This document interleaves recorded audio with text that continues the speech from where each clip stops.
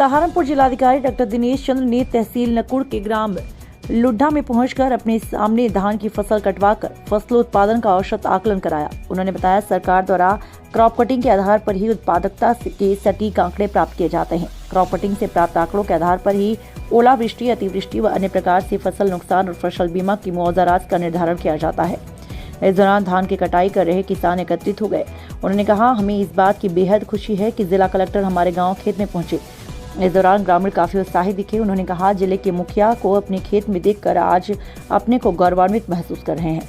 Crop cutting के दौरान जिलाधिकारी ने किसानों से संवाद स्थापित कर उनका हाल चाल जाना। डीएम ने क्रॉप कटिंग के दौरान उपस्थित किसानों को नजदीकी धान क्रय केंद्र पर धान बेचने की सलाह दी। उन्होंने प्रधानमंत्री फसल बीमा के फायदे बताते हुए कहा, किसी प्रकार का बीमा आपदा के समय ही काम आता है। हालांकि फसल बीमा योजना सुरक्षित कर दी गई है, परंतु किसी भी प्रकार की आपदा से बचने के लिए बीमा अवश्य ही लाभकारी होता है।